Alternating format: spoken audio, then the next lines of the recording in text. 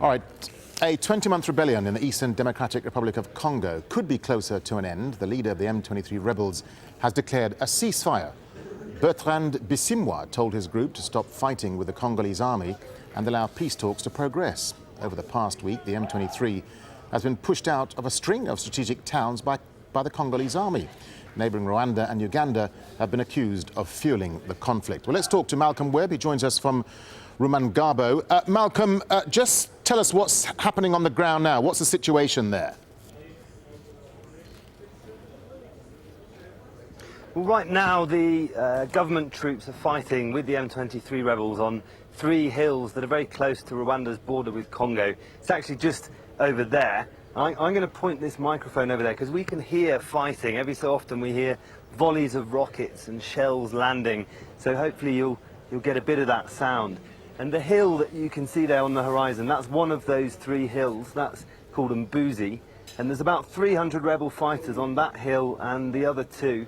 They're trying to fight off the Congolese army, who are much larger in number and now much better equipped. They've got tanks and helicopters and rocket launchers on the backs of trucks. So the rebels are at a disadvantage, but they are on the tops of the hills, so it's very difficult for the government to fight up those bushy slopes. There's also been a lot of rain today, which of course doesn't make it any easier either. Malcolm, what does this call for a ceasefire then actually mean? Well, it's the political wing of M23 that's called for the ceasefire. They've called on the military wing to stop fighting. But it's the military wing is where the power originally lay when they first took numerous towns around here in eastern Congo, and then they appointed civilian representatives, political representatives, to negotiate on their behalf.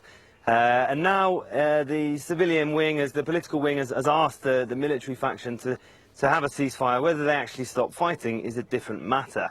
It's possible that there's maybe a deal being made between the political wing and the Congolese government, which the political wing find acceptable. But for the military wing, there's been a serious sticking point in the talks, and that's about what happens to their leaders. Congo and the international community don't want to give amnesty or military positions in Congo's army to the leaders of M23. And these leaders, as far as we know, are up in those hills right now. So they might be unwilling to cease fire and hand themselves over. They might be more interested in trying to fight for as long as they can and hold on to their hilltops.